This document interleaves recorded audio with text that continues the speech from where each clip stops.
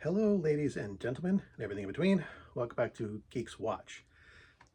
Today I want to just talk about the 1981 film Dragonslayer, an image of which you will see here. Dragonslayer was the brainchild of Hal Barwood and Matthew Robbins. They were some new and up-and-coming screenwriters. They'd had one successful screenplay, and with the popularity of Star Wars, they kind of wanted to see if they could do an epic fantasy film, and they got backing for it. They kind of made the script up. This isn't really based on anything. It's an original screenplay. And the basic story is there's a dragon that's, terrorizing the kingdom of, crap, I can't remember the names. And I just watched the damn thing.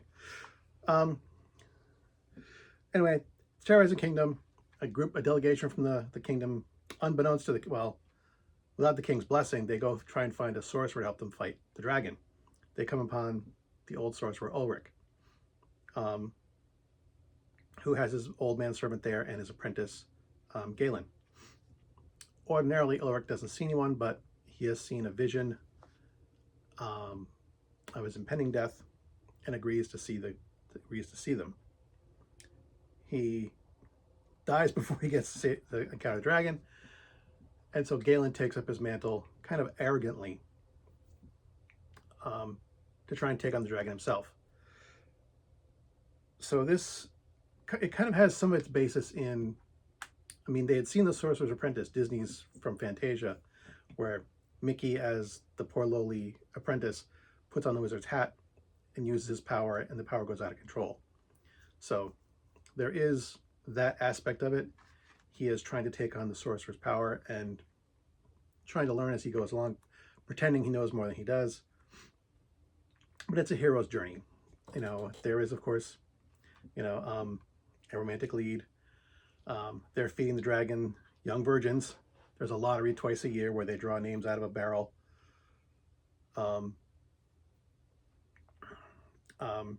king isn't all that thrilled that this delegation is trying to look for someone to take on the dragon. He's afraid the dragon leaves them alone as long as they keep sacrificing maidens to it. They're worried if they upset the apple cart, the dragon might go on a rampage. The king would rather keep things as they are. But this dragon is like 400 years old. Who knows how many centuries longer it could live. It's been doing that to the village, the kingdom, for decades. So the king has just been, for decades, sacrificing 2 women a year.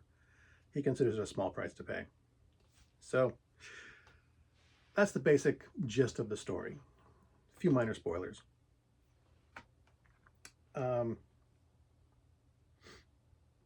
I've given a bit of background of how the film got made, but other things too, like they kind of went all in. This film had a budget of $18 million, which in 1981 was a huge chunk of change. The dragon took up 25% of the film's budget, all by himself. All the dragon special effects were done by Industrial Light and Magic, George Lucas's homemade special effects shop. This is actually the first film that Industrial Light and Magic did outside of Star Wars films, or outside of George Lucas production films. This is the first Lucas production that ILM worked on. They used tons of this was also a combined, this is a Disney film, believe it or not. Well, it was a combined Paramount and Disney production. They both helped produce the film. Paramount did the US release, Disney did the overseas release through its Buena Vista companies. So this is a combined Disney Paramount film.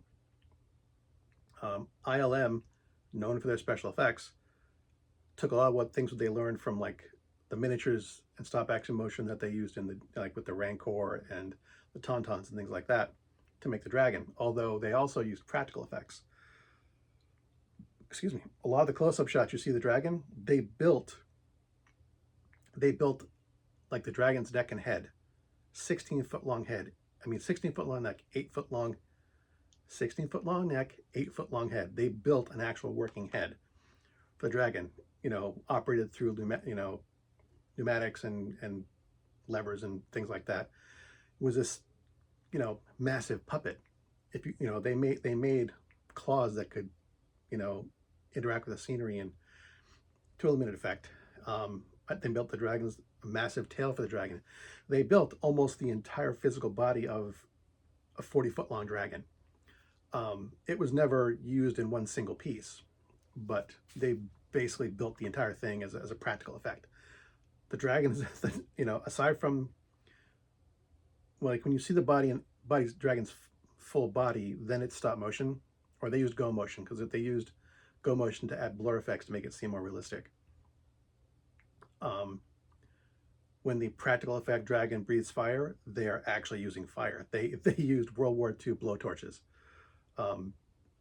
literal World War II like flamethrowers, to make the dragon breathe, the practical dragon head breathe practical fire. So the dragon was, you know, an amazing feat of engineering for 1981.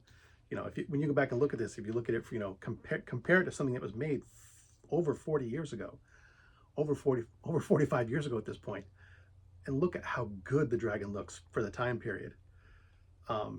It doesn't hold up to like the dragons from Game of Thrones and stuff, but that's modern cutting edge CGI. This was stop motion miniatures and massive puppets, practical effect puppets. It's so good for its day, you know. I mean, I realize that, you know, the dragon isn't quite as good as the modern CGI stuff, but, you know, when you're watching Game of Thrones and you see, you know, Daenerys sitting on the back of Drogon, or whatever the dragon's names, or whatever the dragon's name is, I can't remember.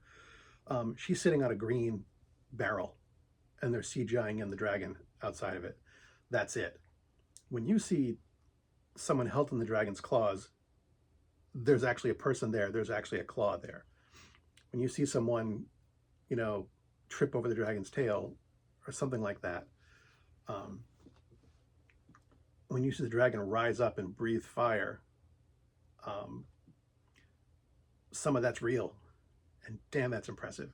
They did such a good job. The set design, you know, when the maidens are sacrificed, there's like pillars with dragons carved into them. Those aren't cheap, crappy props. Those are real carved dragon heads. They hired a woodworker to do the woodwork for the film. You know, the king, you know, the king's court is wearing actual silk. They put so much money in this film, and you know, the set, the production design, the set design, the production, all top quality. They did such a great job.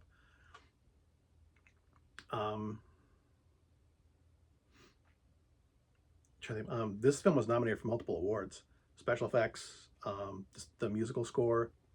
It didn't win any of them, but it was nominated for at least 3 different awards for film for that year. The film's weakest point is really the script, and it's not the direction. I mean, the direction was amazing, you know, lighting and sets and, you know, blocking and things like that. The film is just excellently shot. It's, in some instances, the dialogue. That's the film's weak point, really. Not to say that it's all bad. There's some amazing dialogue. The old crotchety sorcerer, Ulrich, the old sorcerer, he's got some great lines, and the actor they got to portray him, whose name I can't remember, is it on here? Is it Ralph Richardson? I can't remember. Is it in here? No, it's not. I wish I could remember. No, I'm not going to wish for that. I wish for something bigger than that. I would like to remember the actor's name. But all of his dialogue is top notch. Throughout the, you know, whenever you see him in the film, the old crotchety sorcerer, he's great. Galen's okay. The female lead, the actress's name is right here. It's Caitlin Clark. She initially didn't even want to be in the film. She was convinced into auditioning for it, and then got the part. But little details, yeah. But just, yeah, unfortunately, the script and dialogue is the weakest part of the film. It's not rotten, but because of that, I would have to give this film a solid B plus. You know, the script is weak in a lot of places, or the dialogue is unnecessarily corny or unbelievable. It's a balancing act, and sometimes it really works well, and sometimes it's kind of like, okay, can we move this things along here? You know, which is unfortunate. Both Guillermo del Toro and George R.R. Martin have both cited this film as some of the best dragons they've seen in cinema. They both love this film for its special effects. I'm not sure how much they feel about the script itself, but they love the dragon in this film. Vermithrax is the dragon's actual name. There are little, because Industrial Light and Magic worked on it, there are some nods to this in some of their other films, or maybe not in some of their films, but I know that's in some of like the extras, behind the scenes stuff. At one point they put the model for the dragon, stop motion model for the dragon, inside the arms of the stop motion model for the Rancor. Someone took a picture of it, so there's some back and forth between the two films. Oh crap! Who's the actor who plays Palpatine in Star Wars has a small part in this. So that's another crossover between Star Wars and Dragonslayer. As I said, this film was made on a pretty good sized budget of $18 million in 1981. It only took in $14 million at the box office. This was a commercial flop, huge commercial flop. Which this critically, it was, like I said, it was nominated for multiple awards. Critics liked it. There were some critics who panned the dialogue, you know, panned some of the weak points in the film. But if you're wondering which film this lost out to and why it did so poorly in the box office, this came out the same year as Raiders of the Lost Ark. So instead of going to see Dragonslayer, people went to see Raiders of the Lost Ark with Indiana Jones. Indiana Jones won Best Special Effects. Indiana Jones won Best Score, both of which this was nominated for. If this had come out in a different year, it probably would have done much better in the box office and won more awards, which is highly unfortunate that a film that is actually this decent, like I said, this is not A+ material, but solid B+. You know, it's decent, it's fun. It really only occasionally lags a bit. You know, there are some parts that, yes, are a bit slow and it does feel a bit laggy, but otherwise, this is just a solid B+, just to make a bowl of popcorn, shut your brain off, and watch it for, it's like an hour and 49 minutes, I think. Like I said, I just watched it. But yes, if you like a good fantasy epic, I would recommend this. You know, it's dated, the special effects are dated, but again, remember, for something that was made 45 years ago, taking that into consideration, at the time, this thing was amazing special effects. And a lot of it was, and so much of it was practical, which I've mentioned a dozen times already. So that's my rambling, crappy review of Dragonslayer. As always, thanks for watching. As always, my stuff is crap.